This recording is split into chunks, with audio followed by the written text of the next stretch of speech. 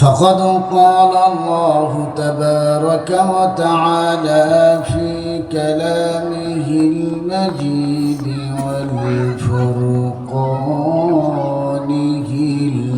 الحميد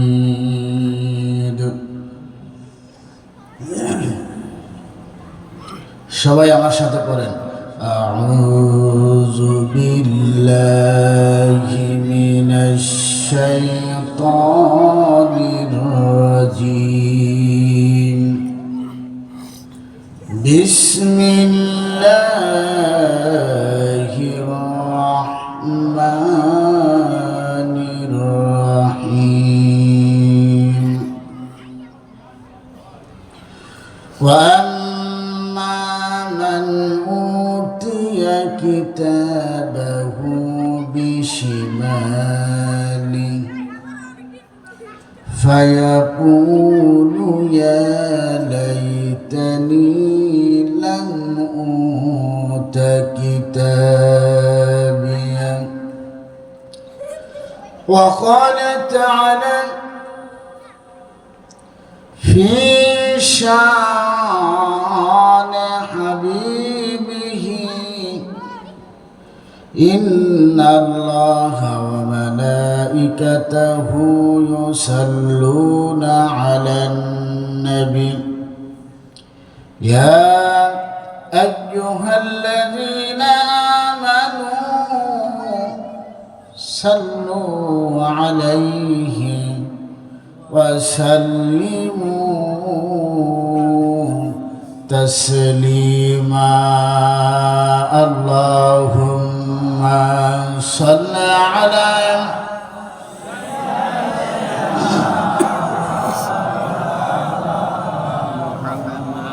وعلى آل سيدنا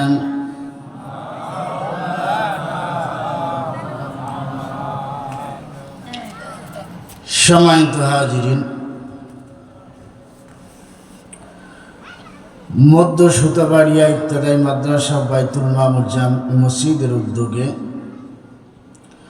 ষষ্ঠ বার্ষিক ওয়াজ মাহফিলের আজকের প্রধান অতিথি হযরত মাওলানা আরিফুল ইসলাম নাজিরপুরি, হযরত মাওলানা হাফেজ মোহাম্মদ আবু বকর সিদ্দিকী পটুয়াখালী। আমার পূর্বে জিকিরের বয়ান করেছেন খুব মহব্বতের মানুষ, চমৎকার মিষ্টি সুরে হযরত হাফেজ মাওলানা হাফিজুর রহমান ভাই। উপস্থিত আজকে মাহফিলের সম্মানিত সভাপতি জনাব হাবিবুর রহমান, উপস্থিত মঞ্চে উপবিষ্ট ওলামায়ে কেরাম, আমার পিতৃ সমতুল্য মুরাব্বিয়ানে কেরাম, প্রাণপ্রিয় যুবক ভাইয়েরা, স্নেহের ছোট সোনামণিরা, পদ্মার অন্তরালের মা বোনেরা, যারা মাইকের আওয়াজ শুনছেন সকলের আমার আন্তরিক মোবারকবাদ ও সালাম। আসসালামু আলাইকুম ওয়া রাহমাতুল্লাহি ওয়া বারাকাতুহু।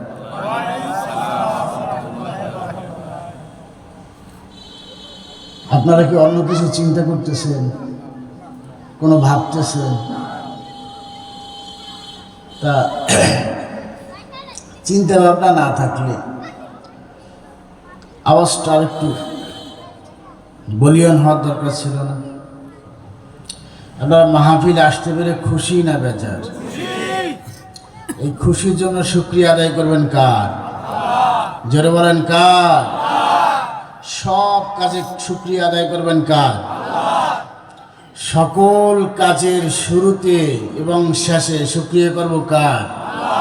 সেই আল্লাহ সুবহানাহু ওয়া তাআলার দরবারে শুকরিয়া তান আদায় করে সকলে বলি আলহামদুলিল্লাহ, যে রব্বে কারীম আমাদেরকে এত সুন্দর একটি মজলিসে আসার এবং বসার তৌফিক দান করেছে।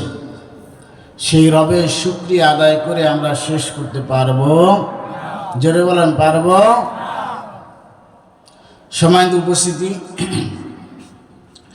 আমি আপনাদের সামনে সূরা হাক্কা থেকে একটি আয়াত তেলাওয়াত করেছি। সূরা হাক্কা আয়াত নাম্বার হচ্ছে 25।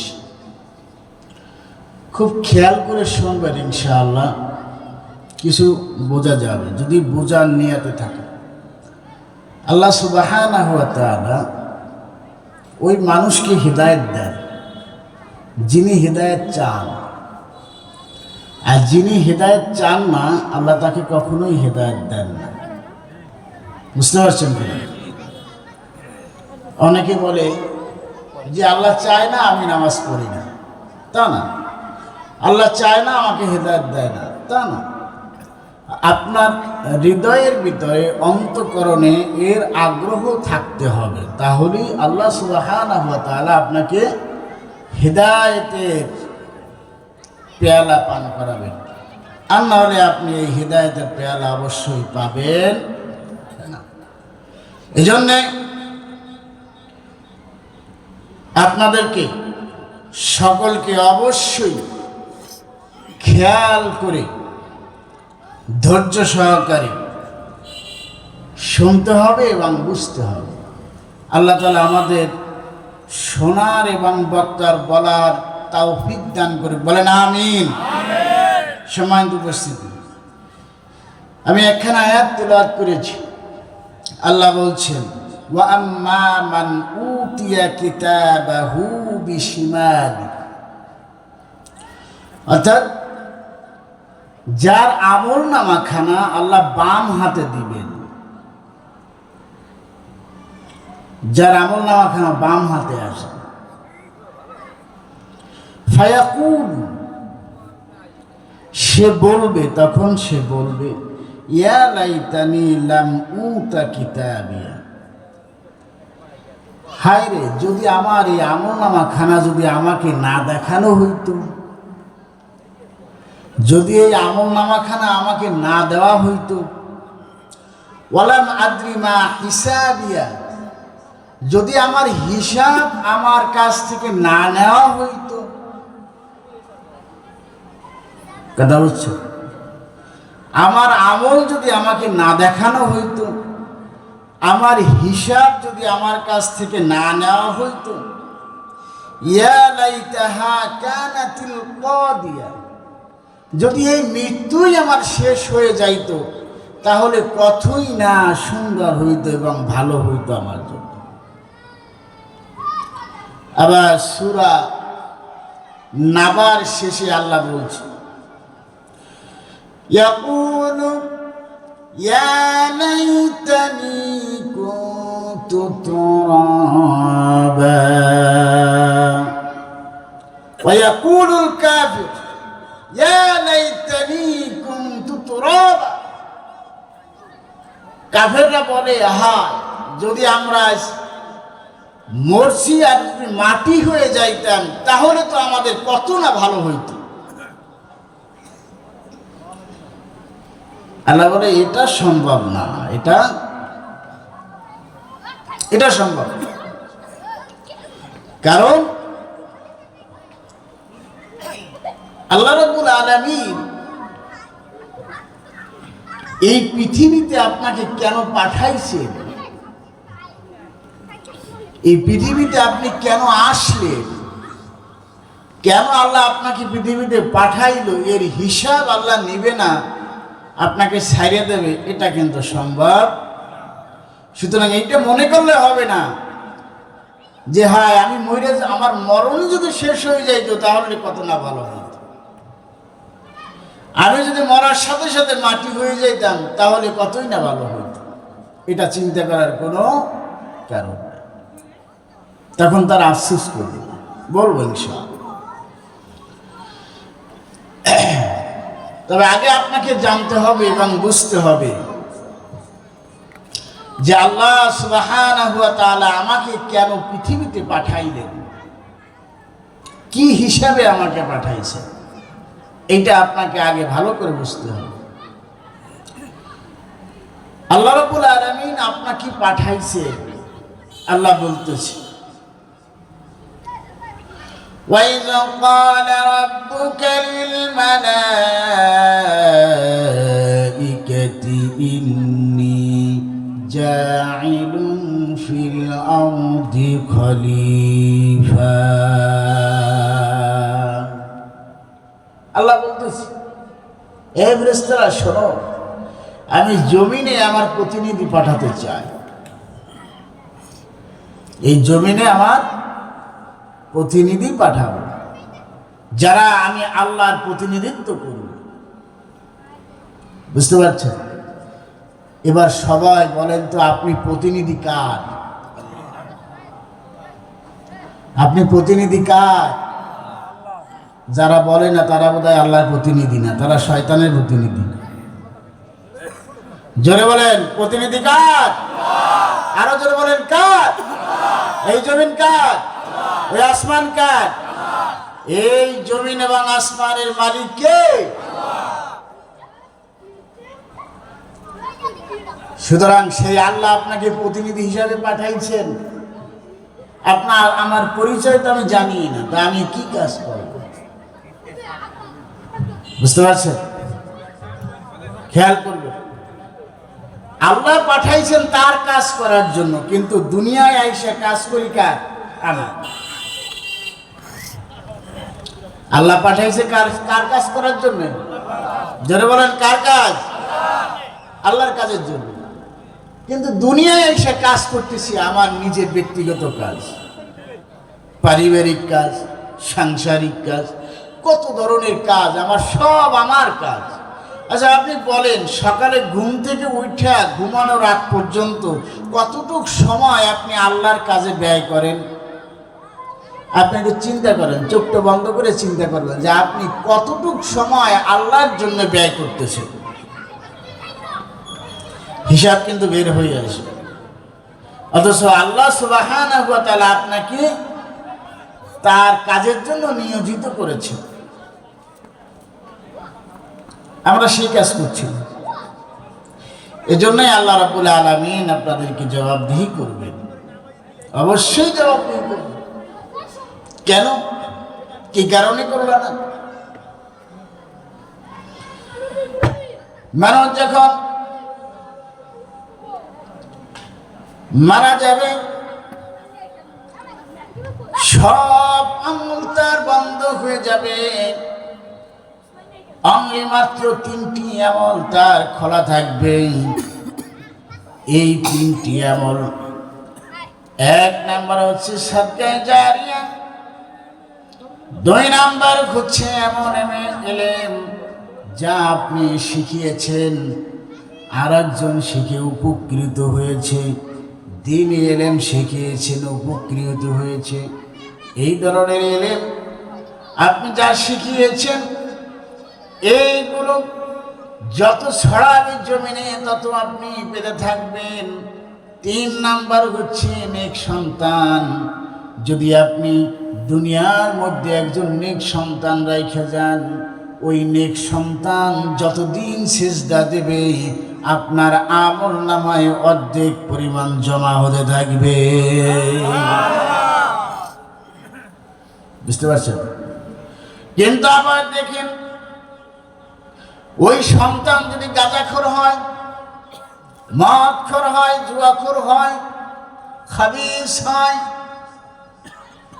তাহলে ওই সন্তান যতগুলা খারাপ কাজ করবে তার অর্ধেক পরিমাণ তার পিতার আমল নামায় যুক্ত হতে থাকবে। নাউজুবিল্লাহ। বুঝতে পারছেন? যেটা সুফল আছে সেটার তো কুফলও আছে নাকি? যেটা উপকার আছে সেটার সাইড এফেক্টও। এই জন্য সন্তানদেরকে সন্তানের মতো করে গড়ে তুলতে হবে। আমার মেয়েরা, পৃথিবীর মধ্যে আল্লাহ সুবহানাহু ওয়া তাআলা যত মানুষ প্রেরণ করলেন, এই সব মানুষগুলোকে আল্লাহ কিয়ামতের দিনে 2টা ভাগে ভাগ করে দিবেন।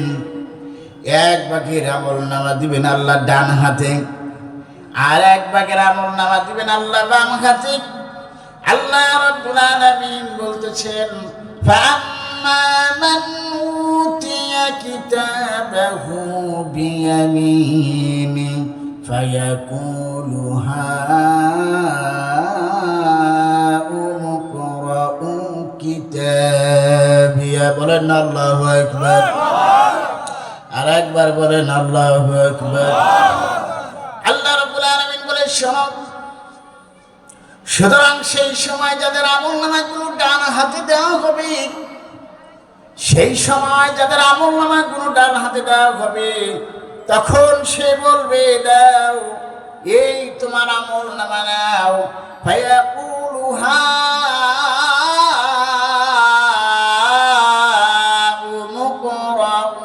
কিতাবিয়া, এই নাও তোমার আমলনামা নাও, আর এই তোমার আমলনামা নিয়ে এবার তুমি পড়া শুরু করো। দেখো তুমি কত সুন্দর আমল করেছো, সুবহানাল্লাহ কর।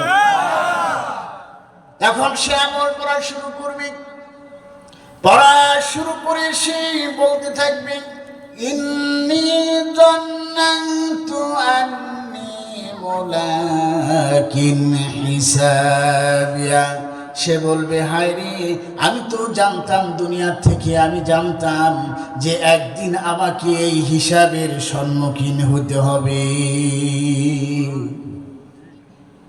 আপনারা কি জানেন আল্লাহর কাছে হিসাব দিতে হবে? এটা কি জানেন আপনারা? সবাই তো আওয়াজ দিয়ে বলেন জানেন। জানে না যারা, তারা জানিয়ে নেন। অবশ্যই আল্লাহ সুবহানাহু ওয়া তাআলার কাছে প্রত্যেকটি কাজের জন্য আপনাকে হিসাব দিতে হবে, এবং প্রত্যেকটা নিয়ামত সম্পর্কে আপনাকে আল্লাহর কাছে হিসাব দিতে হবে। আল্লাহ রাব্বুল আলামিন সূরা তাকাসসুরের শেষ নম্বর আয়াতে আল্লাহ বলছেন, সুম্মা লাতুসআলুন্না ইয়াওমাইযিন আনিন নাঈম। অবশ্যই অবশ্যই আমি আল্লাহ রাব্বুল আলামিনের কাছে তোমাদের প্রত্যেকটা নিয়ামতের হিসাবগুলো দিতে হবে। এবার আপনি চিন্তা করেন, এবার আপনি ভাবেন, এবার একটু মেধা খাটান, এবার একটু মেধা খাটিয়ে দেখেন আল্লাহ রাব্বুল আলামিন যে চক্ষু, যে নিয়ামত আপনাকে দিয়েছে, দুনিয়ার সব আলো দেখতে পাচ্ছেন, এই নিয়ামতের থেকে বড় নিয়ামত আর কি হতে পারে? এই নিয়ামত দিয়া আল্লাহ রাব্বুল আলামিনের কি শুকরিয়া আপনি আদায় করলেন, একটু চিন্তা করে দেখেন। একটু চিন্তা করেন না, আল্লাহ এই চোখ, এই দৃষ্টি শক্তি দিয়া আমি আল্লাহর কি শুকরিয়া আদায় করলাম। আল্লাহ রাব্বুল আলামিন বলছেন, আর রহমান আল্লামাল কুরআন। আমি তো আল্লাহ, আমি তো রহমান, আমি পরম করুণাময়, আমি সেই আল্লাহ যিনি তোমাদেরকে কোরআন শিখিয়েছিলাম। এবার আল্লাহ রাব্বুল আলামিন বলছেন, আল্লামাহুল বায়ান, আমি আল্লাহ রাব্বুল আলামিন তোমাদেরকে কথা বলার শক্তিও দান করে দিলাম। এবার আপনি বলেন যে আল্লাহ আপনাকে বয়ান শিখাইলো, যে আল্লাহ আপনাকে কথা বলার শক্তি দিল, যে আল্লাহ আপনাকে জবান দিল, সেই আল্লাহর জবান দিয়া ওই আল্লাহকে আল্লাহ বলে কয়দিন আপনি ডাক দিলেন, আর ওই জবান দিয়া কয়দিন আপনি ফায়সা কথা বলছেন। এই সকল হিসাবগুলো অবশ্যই অবশ্যই আমার আল্লাহর কাছে দিতে হবে। বুঝতে পারছো? অবশ্যই দিতে হবে। সেদিন কারা নেককারা বলবে, হায় রে, আমি জানতাম অবশ্যই আমাকে এই হিসাবের সম্মুখীন হতে হবে। এই জন্যে আমি সব সময় হিসাব করে চলেছি। ইন্নী জান্নাতু আন্নী মুলাকিন হিসাবিয়া, অবশ্যই আমাকে হিসাবের সম্মুখীন হতে হবে। এই জন্য সব সময় আমি হিসাব করে পা মেপে চলেছি, যাতে তাগুত এসে আমার কাছে সংমিশ্রণ না হতে পারে। সব সময়ের জন্য তাগুতকে এড়িয়ে আমি চলেছি।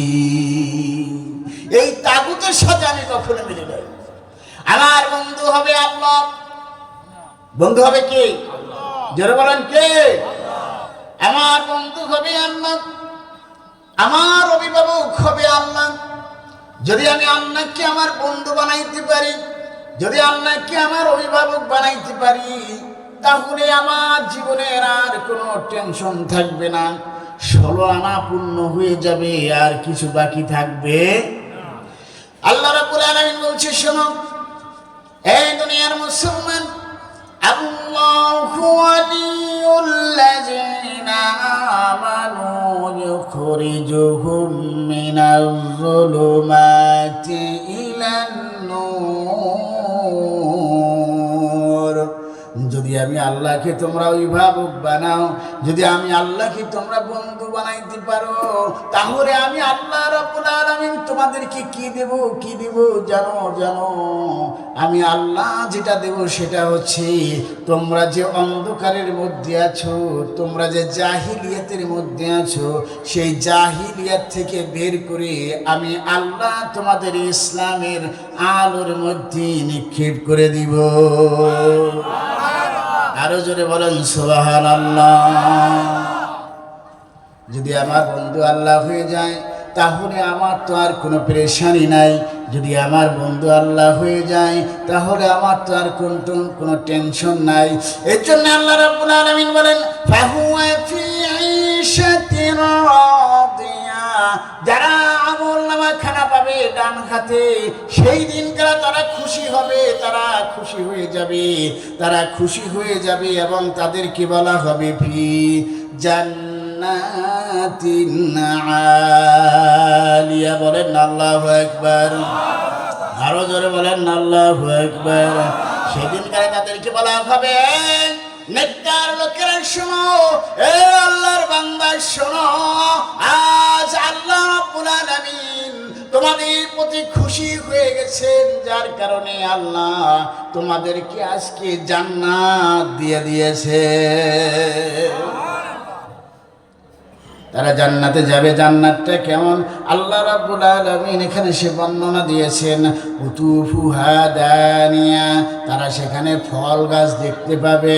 কুলু ওয়াশরাবু হামিয়াম বিমা আসলাফতুম ফিল আয়ামিল খালিয়া। এইসব লোক তখন সেখানে ঢুকবে আর বলতে থাকবে, অতীতের দিনগুলোতে আমরা যা করে এসেছি, যা করেছি, তার বিনিময়ে আজ আল্লাহ রাব্বুল আলামিন আমাদেরকে এই নিয়ামত দিয়েছে। ফেরেশতারা বলবে যে নিয়ামত আল্লাহ তোমাদেরকে দিয়েছে, এই নিয়ামত থেকে তোমরা তৃপ্তি সহকারে পান করো। সুবহানাল্লাহ।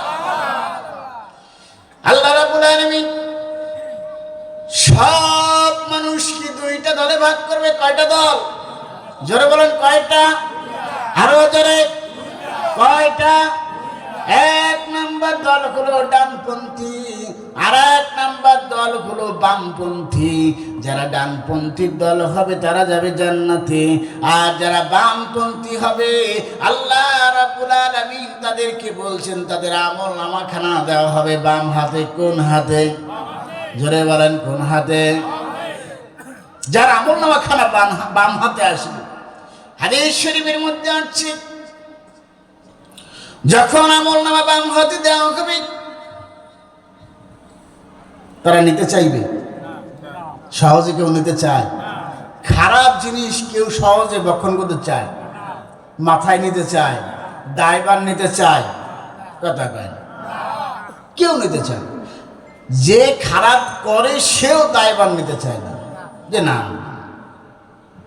সেদিনকারা সহজে কেউ নিতে চাইবে না, সহজে কেউ নিতে চাইবে।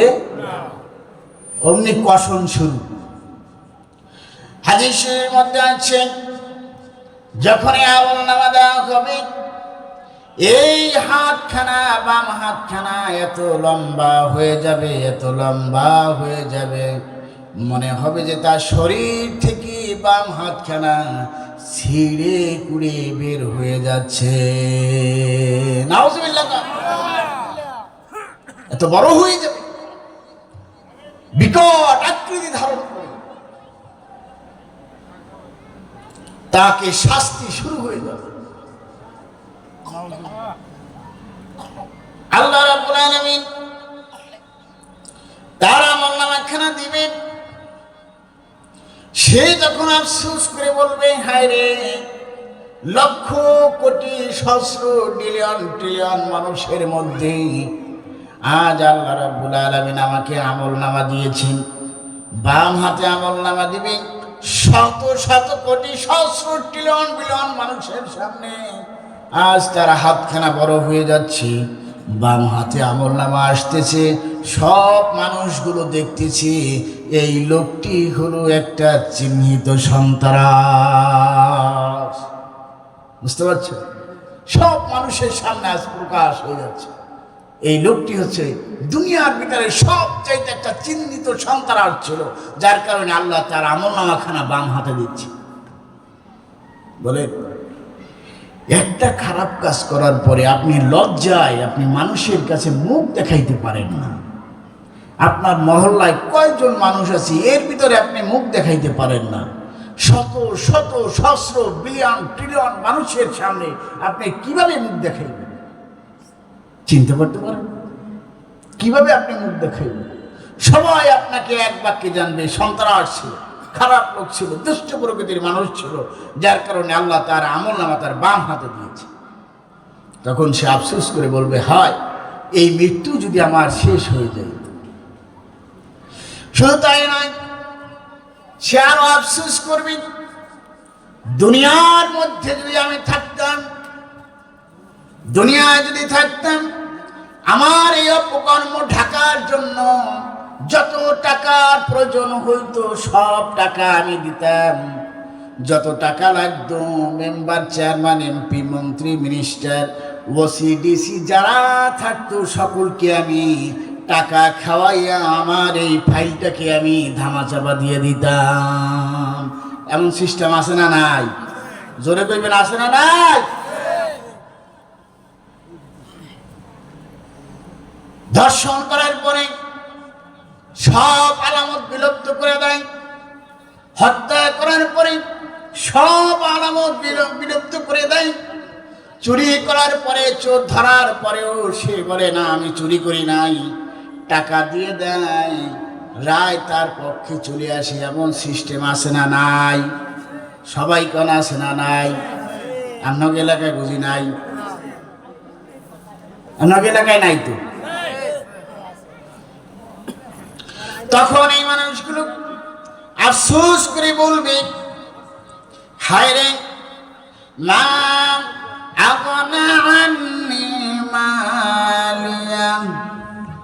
এই মানুষগুলো আফসোস করে বলবে, হায় রে দুনিয়ার মধ্যে আমি কত সম্পদশালী ছিলাম, কত টাকার মালিক ছিলাম, আজ আমার এই টাকা দিয়া আমি কোনো উকিলকেও ক্রয় করতে পারি না, কোনো মিনিস্টারকে ক্রয় করতে পারি না, কোনো লোককে আমি সাহায্যকারী হিসাবে পাই না। আজ আমার সম্পদ, আমার অর্থ আজ আমার কোনো কাজে আসে না। কোনো কাজে আসবে? সেদিনকার কোনো কাজে আসবে? কোনো কাজে আসবে না। যিনি ক্ষমতাধর বাবু, ক্ষমতার লোক, চর মাইরা বলে যা মারছি পারলে কিছু করিস, হত্যা করার পরে বলে যা করছি তুই পারলে কিছু করিস, থানায় গিয়ে অভিযোগ, তাও অভিযোগ নেয় না। কত ক্ষমতাধর মানুষ, কত হিম্মতওয়ালা মানুষ, এই সমাজের মধ্যে তার কত ক্ষমতা আছে, এই আসনের মধ্যে তার কত ক্ষমতা আছে। সে মন্ত্রীর ডাইন হাত, এমপি মহোদয়ের ডাইন হাত, চেয়ারম্যানের ডান হাত, বাম হাত, সব হাত সে। কেউ কোনো অভিযোগ তার সম্পর্কে নেয় না। কিন্তু আজ সেই লোকটা খুব অসহায়, সে বলবে হালাকা আন্নি সুলতান। আমার সেই ক্ষমতা গেল তো, যে ক্ষমতার জোরে আমি সব করেছি, আর সেই ক্ষমতা আজ আমার কোনো কাজ দিচ্ছে না, কোনো কাজই করে। চিন্তা করতে পারেন, সম্পদ আপনাকে বাঁচাইতে পারবে না, ক্ষমতা আপনাকে বাঁচাইতে পারবে না,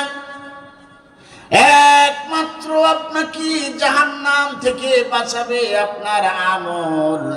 যদি আপনার আমল ভালো হয় আল্লাহ রাব্বুল আলামিন আপনাকে জান্নাত দিয়ে দিবে। আল্লাহ রাব্বুল আলামিন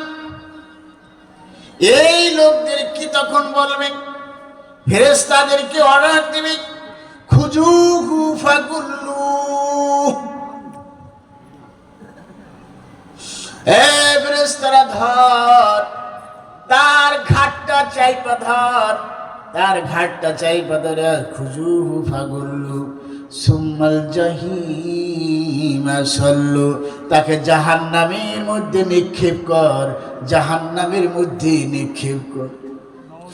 আর সে জাহান্নামে চলে যাচ্ছে। কত ক্ষমতা, কত টাকা, কত পয়সা, কত বাহাদুরি, কত অহংকার, কত কিছু এই দুনিয়ায় ছিল, আর সে তার কিছুই নাই, সে খালি হাতে। সে চিৎকার করে বলতেছে, মাগনান নিমালিয়া, আরে আমার সম্পদ কই গেলি তুই? আজ তুই আমাকে বাঁচাইতে পারস না। হালাকান্নি সুলতানিয়া, আরে আমার ক্ষমতা, তুমি কোথায় গেলা? আজ তুমি আমাকে বাঁচাইতে পারো না। আল্লাহ বলছে, খুজুহু ফাগুল্লু, এ ফেরেশতারা একে ধর, সুম্মাল জাহিমা সাল্লু, একে জাহান্নামের মধ্যে ফিক্কা মার, একে জাহান্নামের মধ্যে নিক্ষেপ কর। সুম্মা ফি সিলসিলাতিন জারউনা সাবউনা জিরাআন ফাসলুকু। আল্লাহ রাব্বুল আলামিন বলে, ফেরেশতারে ৭০,০০০ শিকল লাগা জাহান্নামের সাথে, ৭০,০০০ শিকল লাগাইয়া জাহান্নাম টেনে টেনে টেনে টেনে কাছে নিয়ে আয়, কাছে আন, কাছে আন। আর এই জাহান্নামের মধ্যে এগুলোকে ফেলা, এই জাহান্নামের মধ্যে এগুলোকে ফেলা, এই জাহান্নামের মধ্যে এগুলোকে ধাক্কা মাইরা ফেলা। ওয়াসিকাল্লাযীনা কাফারু ইলা জাহান্নাম যুমারা, আল্লাহ রাব্বুল আলামিন যখনই অর্ডার করবেন, এই জাহান্নামীদেরকে জাহান্নামের দিকে হাঁকানো শুরু করবে, জাহান্নামের দিকে হাঁকাবেন। হাঁকাইতে হাঁকাইতে জাহান্নামের কাছে চলে আসবে। জাহান্নাম গর্জন করতে থাকবে, এমন গর্জন করবে, ভয়ঙ্কর গর্জন শুনে তাদের হৃদয়ের হৃৎপিণ্ড কেঁপে যাবে। তখন তারা বলবে, এ জাহান্নামীরা শোন, এ জাহান্নামীরা, তোমাদের কাছে কি কোনো বার্তাবাহক যায় নাই? তোমাদের কাছে কি কেউ যায় নাই? তোমাদের কি কেউ কি বলে নাই জাহান্নামে যেতে হবে, আমল করো, আমল না করলে কিন্তু আল্লাহ ছাড় দিবেন না? এই কথা কি কেউ বলে নাই? তখন তারা বলবে, হ্যাঁ, আমাদের কি বলেছিল? ক্বালু বালা قد جاءنا نذير فكذبنا وقلنا ما نزل الله من شيء إن أنتم إلا في ضلال كبير। বলেন আল্লাহু আকবার। আরেকটু জোরে বলেন আল্লাহু আকবার। তখন তারা বলবে, ক্বালু বালা, হ্যাঁ, আমাদেরকে বলেছিল এ দুনিয়ার মানুষেরা, তোমরা কোরআনের দিকে আসো, কোরআনের কথা শোনো। আমরা তখন বলেছিলাম, না না না না, তোমরা যা বলতেছো, মোল্লারা যা বলো, মসজিদের মেম্বার থেকে যা বলা হয়, সবগুলো হচ্ছে ভুয়া আর মিথ্যা। ওই রহমান আল্লাহ আমাদের জন্য কোনো বিধান নাজিল করেন নাই। আমরা আমাদের মন চাহি জিন্দেগি চলবো, খাইব দাইব, দুনিয়ার মধ্যে ফুর্তি করব, এটা ছাড়া আমাদের আর কিছুই দরকার নাই। ওয়াকালু লাউ কুন্না নাসমাউ আও নাকিলু মা কুন্না ফি আসহাবিস সাইর। বলেন আল্লাহু আকবার। তখন তারা বলবে, হায় রে, যদি আমরা সেই কথাগুলো শুনতাম আর সেই কথাগুলো যদি আমরা মানতাম, আজ আমাদেরকে জাহান্নামে যেতে হইতো না, আমরা জান্নাতের প্রতীক থাকতাম। সুতরাং বাবাজি আমার, যুবক ভাইয়ের আমার, প্রাণ প্রিয় ভাইয়ের, আজ তোমাদেরকে বলে যাই, আসো কোরআনের দিকে আসো, আসো মসজিদে আসো, সেজদা দাও, আল্লাহ রাব্বুল আলামিনের কদমে সেজদা দিয়ে যাও। আল্লাহ রাব্বুল আলামিন খুশি হয়ে যাবে যখন আল্লাহর বান্দা আল্লাহর পায়ে, আল্লাহর কুদরতি কদমে যখন সেজদা দেয়, আল্লাহ রাব্বুল আলামিন ফেরেশতাদেরকে ডাক দিয়ে বলে, এই ফেরেশতারা দেখ, এই দেখ দেখ দেখ দেখ, এই আমার বান্দাগুলো কি করছে, আমাকে সেজদা দিতেছে, আমার কাছে চাইতেছে। এই ফেরেশতা তোরা সাক্ষী থেকে যা, আমি আল্লাহ রাব্বুল আলামিন ঘোষণা দিলাম, আমার এই বান্দাগুলোর জীবনের গুনাহ আমি আল্লাহ সব মাফ করে দিলাম। শুধু আমি আল্লাহ মাফ করব তা নয়, আমি আল্লাহ তাদের গুনাহগুলোকে আমি আল্লাহ নেক দ্বারা পরিবর্তন করে দিলাম। এই জন্য বাবাজি আমার খেয়াল রাখতে হবে, আপনাকে আমল ছাড়া এক কদম আপনি সামনে অগ্রসর হইতে পারবেন না। হযরত ফাতিমা রাদিয়াল্লাহু তাআলা আনহা যখন মারা যান, যখন ইন্তেকাল করবেন, প্রাণ প্রিয় স্বামী হযরত আলী রাদিয়াল্লাহু তাআলা আনহুকে ডাকলেন, আমার প্রাণের স্বামী, আমার একটা আবেদন আছে, যখন আমি মারা যাইব, যখন আমি মৃত্যুবরণ করব, ও স্বামী, আমার একটা আবেদনটা করে, আমি যখনই মারা যাব কোনো অ্যানাউন্সমেন্ট করা যাবে না, আর গুটি সংখ্যক লোক নিয়া জানাজা কইরা আমাকে রাতের ভিতরে দাপন দিয়ে দিবেন। সুবহানাল্লাহ। রাতে দাপন দিবেন, কারণ হলো এটা, যদি দিনের বেলায় দাপন দেন তাহলে মানুষগুলো দেখে নেবে নবী মুহাম্মদুর রাসূলুল্লাহ সাল্লাল্লাহু আলাইহি ওয়াসাল্লামের মেয়ে ফাতিমা এত লম্বা ছিল, এত মোটা ছিল, এটা আমার জন্য কষ্টকর হবে। প্রাণের স্বামী, আমি আপনার কাছে আবেদন জানাই, আমি যখন মারা যাব রাতের আধারে আমাকে আপনি দাফন করে দিবেন।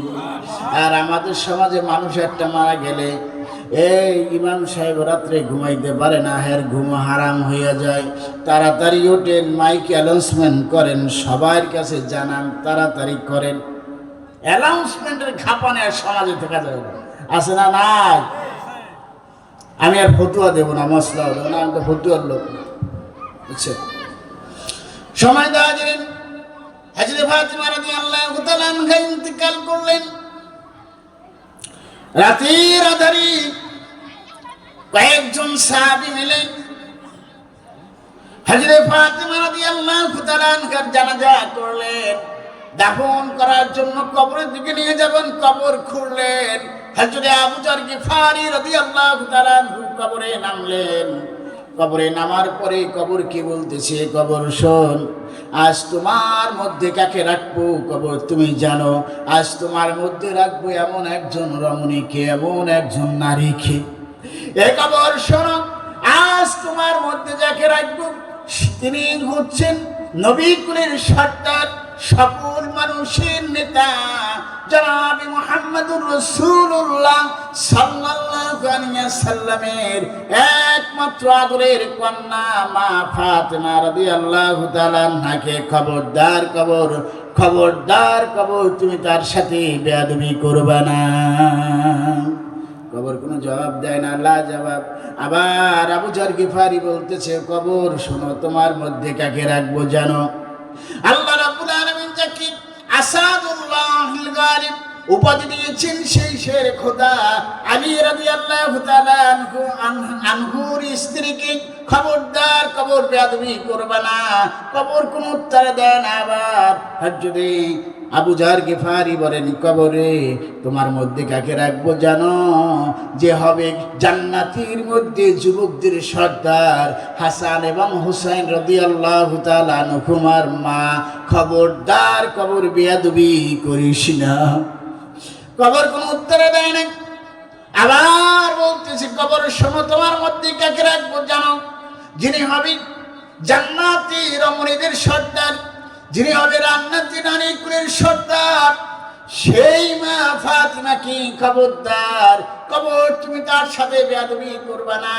কবর কোনো উত্তর দেয় না। এবার কবরের জবান খুলে গেল, মানুষের ভাষায় সে কথা বলতেছে, এ আবু জার, এ আবু জার, এ আবু জার, শোনো শোনো শোনো, আমি রাসূলের মেয়েকে চিনি না, আমি আলীর স্ত্রীকে চিনি না, আমি জান্নাতের সর্দারিনীকে চিনি না, আমি জান্নাতের যুবকদের সর্দার হাসান হুসাইনের মাকে চিনি না। ও আবু জার শোনো, আমি চিনি আমল আমল। ও আবু জার শোনো, যদি আমার বুকের ভিতরে ভালো আমল নিয়ে আসতে পারে আবু জার, আমি তার জন্য ফুলের বাগান হয়ে যাব।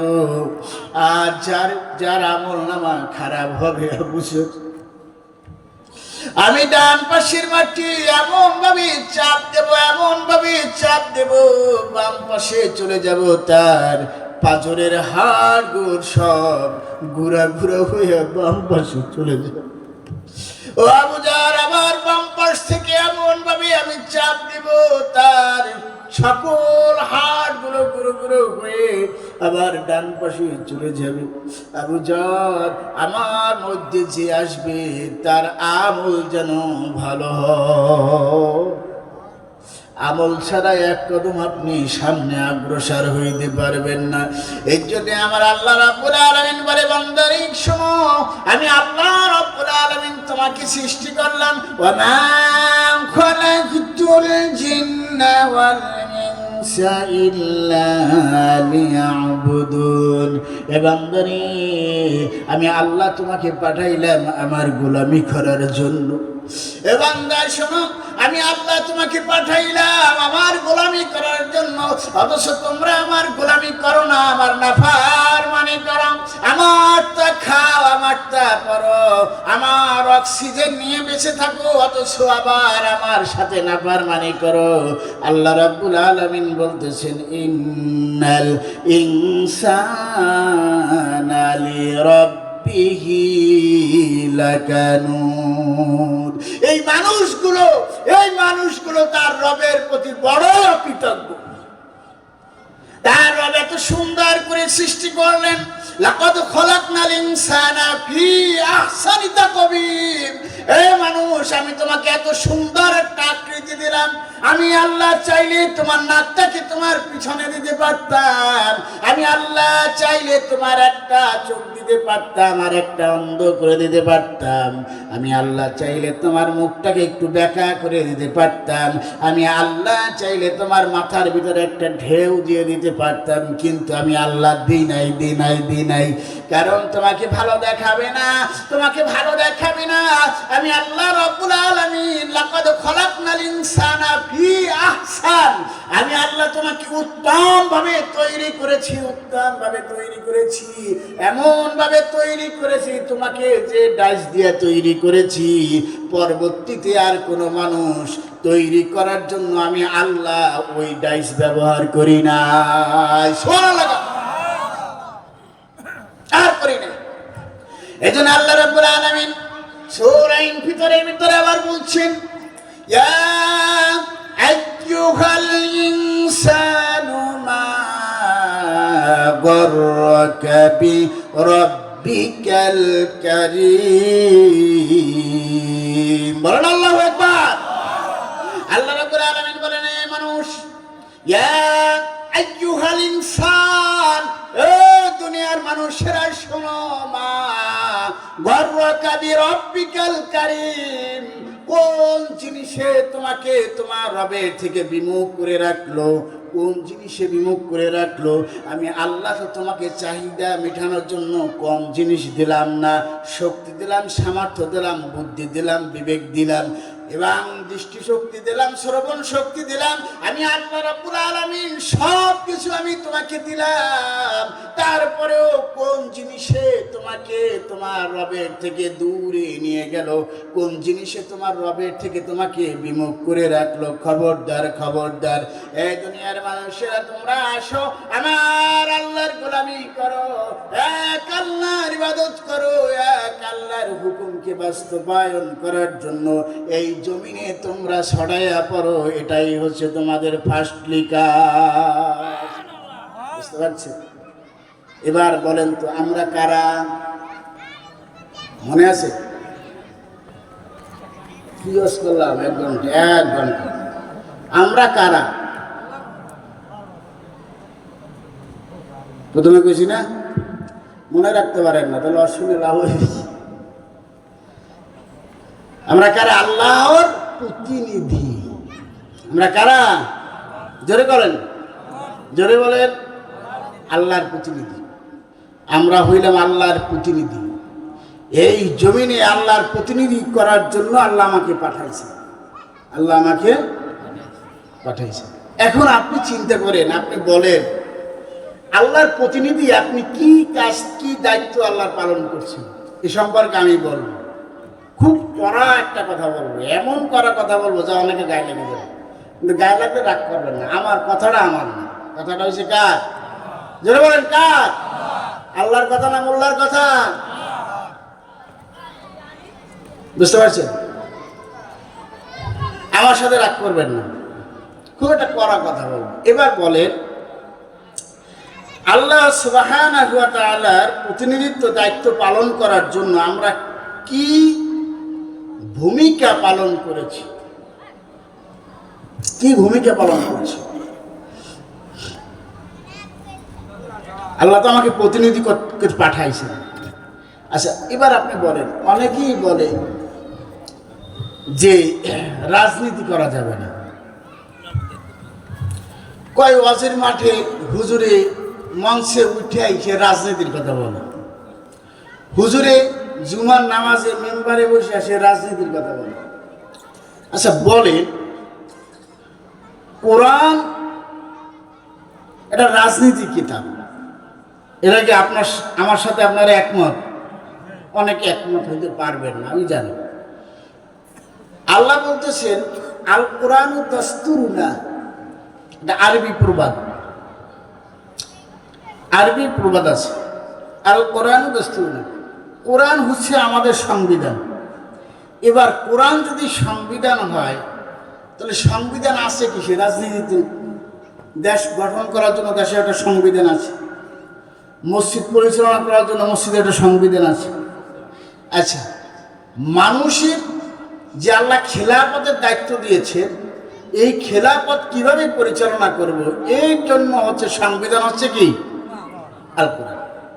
এই সংবিধান হলো কোরআনের ফার্স্ট ক্লাস। আপনি পড়বেন, এই যত রাজনীতি আপনারা করেন, এই সব রাজনীতি আসছে কোরআন থেকে। সুবহানাল্লাহ। সব রাজনীতি আসছে কোরআন থেকে। এখন দেখেন, এই রাজনীতির যে দুইটা ভাগ, দুইটা পার্ট হয়ে গেছে। এক পার্ট হচ্ছে ইসলামিক রাজনীতি, আর একটা পার্ট হচ্ছে বামপন্থী রাজনীতি, যেটাকে আমরা সহজ ভাষায় বলি। আচ্ছা, এই রাজনীতিটা কি সেই সময় ছিল না? কথা বলে ছিল না? আল্লাহ রাসূলও রাজনীতি করছে, আবু জাহেলও রাজনীতি করছে। আল্লাহ রাসূল রাজনীতি করছেন, উতবা সাহেবও রাজনীতি করছে। এখন আপনি মিলান, যারা রাসূলের রাজনীতির সাথে যুক্ত হয়েছে তারা সম্মানিত হয়েছে, আর যারা উতবা সাহেবের সাথে যুক্ত হয়েছে তারা নিষ্কৃত হয়েছে। বুঝতে পারছেন? তারা নিষ্কৃত হয়েছে। আমার কথাগুলো অনেকের ভালো লাগবে না, আমি আগে বলে নিচ্ছি, কারণ আমি তো রাজনীতি কথা, এই রাজনীতি ঢুকে দিয়েছি এই জন্য। কথা বলছেন? এবার রাসূলের পিছনে নামাজ পড়তেন, রাসূলের সাথে বায়াত গ্রহণ করছেন, কিন্তু রাজনীতি করতো আবু জাহেলের। কথা বলছেন? রাজনীতি করতো কার? নামাজ পড়তো, রোজা রাখতো, হজ করতো, যাকাত দিত, সব কিছু রাসূলের সাথে, কিন্তু রাজনীতিটা করতো আবু জাহেলের সাথে। এবার এই আবু জাহেল যখন আবদুল্লাহ ইবনে উবাই যখন মারা গেল, তখন আব্দুল্লাহ ইবনে উবাইর ছেলে আব্দুল্লাহ তিনি ইসলাম গ্রহণ করেছেন আল্লাহ রাসূলের সাহাবী রাদিয়াল্লাহু তাআলা আনহু। তিনি আসছেন রাসূলের কাছে, ইয়া রাসূলুল্লাহ, আমার আব্বা মারা গেছে, আপনি দুইটা কাজ করে দেবেন। একটা হচ্ছে আপনার জামা দেবেন তার কাফনের জন্য, আর তার জানাজা পড়াবেন। রাসূল তার জামা আবু জাহেলের সাথে কথা বলছি।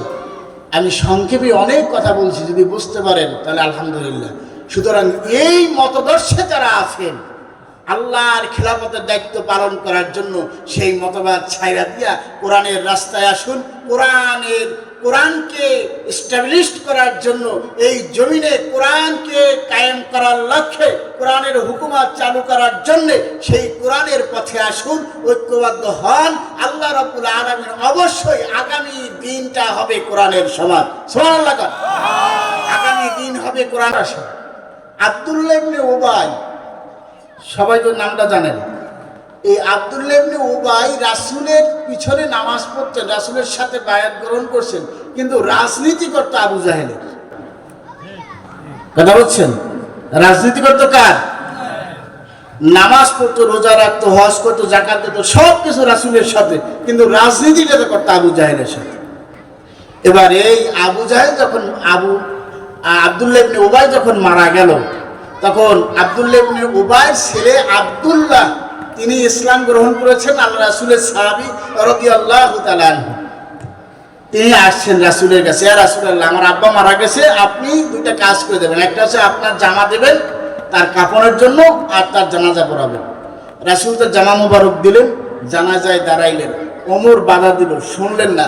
আল্লাহ ডাইরেক্ট আয়াত নাজিল করছে, খবরদার ওয়ালা তুসাল্লি, আপনি তার জানাজা পড়তে পারবেন না।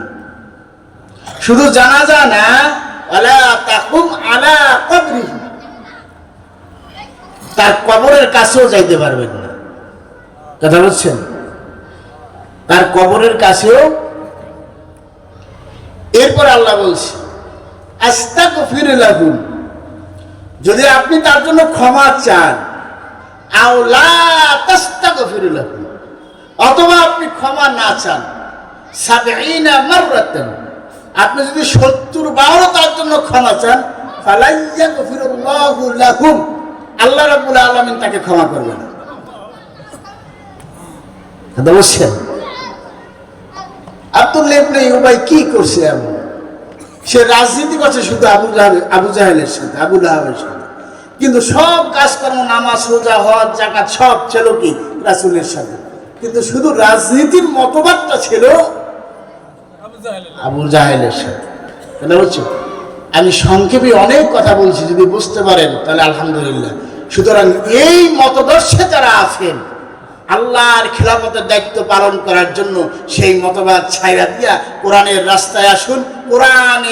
কোরআনকে এস্টাবলিশ করার জন্য, এই জমিনে কোরআনকে কায়েম করার লক্ষ্যে, কোরআনের হুকুমত চালু করার জন্য সেই কোরআনের পথে আসুন, ঐক্যবদ্ধ হন। আল্লাহ রাব্বুল আলামিন অবশ্যই আগামী দিনটা হবে কোরআনের সমাজ। সুবহানাল্লাহ। আগামী দিন হবে কোরআনের দিন, আগামী সমাজ হবে কোরআনের সমাজ। আল্লাহ রাব্বুল আলামিন আমাদেরকে কোরআনের পক্ষে থাকার তৌফিক দান করুক, বলেন আমিন। কথা বলছেন? রাজনীতি করতো কার? নামাজ পড়তো, রোজা রাখতো, হজ করতো, যাকাত দিত, সব কিছু রাসূলের সাথে, কিন্তু রাজনীতিটা করতো আবু জাহেলের সাথে। এবার এই আবু জাহেল যখন আব্দুল্লাহ ইবনে উবাই যখন মারা গেল, তখন আব্দুল্লাহ ইবনে উবাইর ছেলে আব্দুল্লাহ তিনি ইসলাম গ্রহণ করেছেন আল্লাহ রাসূলের সাহাবী রাদিয়াল্লাহু তাআলা আনহু। তিনি আসছেন রাসূলের কাছে, ইয়া রাসূলুল্লাহ, আমার আব্বা মারা গেছে, আপনি দুইটা কাজ করে দেবেন। একটা হচ্ছে আপনার জামা দেবেন তার কাফনের জন্য, আর তার জানাজা পড়াবেন। রাসূল তার জামা মোবারক দিলেন, জানাজায় দাঁড়াইলেন। ওমর বাধা দিল, শুনলেন না। আল্লাহ ডাইরেক্ট আয়াত নাজিল করছে, খবরদার ওয়ালা তুসাল্লি, আপনি তার জানাজা পড়তে পারবেন না। শুধু জানাজা না, ওয়ালা তাকুম আলা কবরিহি, তার কবরের কাছেও যাইতে পারবেন না। কথা বলছেন? তার কবরের কাছেও। এরপর আল্লাহ বলছে, আস্তাগফির লাহুম, যদি আপনি তার জন্য ক্ষমা চান, আও লা তাস্তাগফির লাহুম, অথবা আপনি ক্ষমা না চান, সাবঈনা মাররাতান, আপনি যদি 70 বারও তার জন্য ক্ষমা চান, ফালাইয়াগফিরুল্লাহু লাকুম, আল্লাহ রাব্বুল আলামিন তাকে ক্ষমা করবেন। কথা বলছেন? আব্দুল্লাহ ইবনে উবাই কি করছে এমন? সে রাজনীতি করছে শুধু আবু জাহেলের সাথে, আবু লাহাবের সাথে, কিন্তু সব কাজকর্ম, নামাজ, রোজা, হজ, যাকাত সব ছিল কি রাসূলের সাথে, কিন্তু শুধু রাজনীতির মতবাদটা ছিল আবু জাহেলের সাথে। কেন বলছি? আমি সংক্ষেপে অনেক কথা বলছি, যদি বুঝতে পারেন তাহলে আলহামদুলিল্লাহ। সুতরাং এই মতদর্শে যারা আছেন, আল্লাহর খিলাফতের দায়িত্ব পালন করার জন্য সেই মতবাদ ছাইরা দিয়া কোরআনের রাস্তায় আসুন। কোরআনকে এস্টাবলিশ করার জন্য, এই জমিনে কোরআনকে কায়েম করার লক্ষ্যে, কোরআনের হুকুমত চালু করার জন্য সেই কোরআনের পথে আসুন, ঐক্যবদ্ধ হন। আল্লাহ রাব্বুল আলামিন অবশ্যই আগামী দিনটা হবে কোরআনের সমাজ। সুবহানাল্লাহ। আগামী দিন হবে কোরআনের দিন, আগামী সমাজ হবে কোরআনের সমাজ। আল্লাহ রাব্বুল আলামিন আমাদেরকে কোরআনের পক্ষে থাকার তৌফিক দান করুক, বলেন আমিন। কথা বলছেন? রাজনীতি করতো কার? নামাজ পড়তো, রোজা রাখতো, হজ করতো, যাকাত দিত, সব কিছু রাসূলের সাথে, কিন্তু রাজনীতিটা করতো আবু জাহেলের সাথে। এবার এই আবু জাহেল যখন আব্দুল্লাহ ইবনে উবাই যখন মারা গেল, তখন আব্দুল্লাহ ইবনে উবাইর ছেলে আব্দুল্লাহ, তিনি ইসলাম গ্রহণ করেছেন, আল্লাহ রাসূলের সাহাবী রাদিয়াল্লাহু তাআলা আনহু। তিনি আসছেন রাসূলের কাছে, ইয়া রাসূলুল্লাহ, আমার আব্বা মারা গেছে, আপনি দুইটা কাজ করে দেবেন। একটা হচ্ছে আপনার জামা দেবেন তার কাফনের জন্য, আর তার জানাজা পড়াবেন। রাসূল তার জামা মোবারক দিলেন, জানাজায় দাঁড়াইলেন। ওমর বাধা দিল, শুনলেন না। আল্লাহ ডাইরেক্ট আয়াত নাজিল করছে, খবরদার, ওয়ালা তুসাল্লি, আপনি তার জানাজা পড়তে পারবেন না। শুধু জানাজা না, ওয়ালা তাকুম আলা কবরিহি, তার কবরের কাছেও যাইতে পারবেন না। কথা বলছেন? তার কবরের কাছেও। এরপর আল্লাহ বলছে, আস্তাগফির লাহুম, যদি আপনি তার জন্য ক্ষমা চান, আও লা তাস্তাগফির লাহুম, অথবা আপনি ক্ষমা না চান, সাবঈনা মাররাতান, আপনি যদি 70 বারও তার জন্য ক্ষমা চান, ফালাইয়াগফিরুল্লাহু লাকুম, আল্লাহ রাব্বুল আলামিন তাকে ক্ষমা করবেন। কথা বলছেন? আব্দুল্লাহ ইবনে উবাই কি করছে এমন?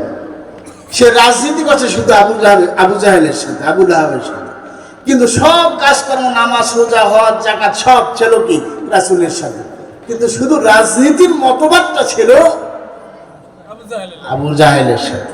কেন বলছি? আমি সংক্ষেপে অনেক কথা বলছি, যদি বুঝতে পারেন তাহলে আলহামদুলিল্লাহ। সুতরাং এই মতদর্শে যারা আছেন, আল্লাহর খিলাফতের দায়িত্ব পালন করার জন্য সেই মতবাদ ছাইরা দিয়া কোরআনের রাস্তায় আসুন।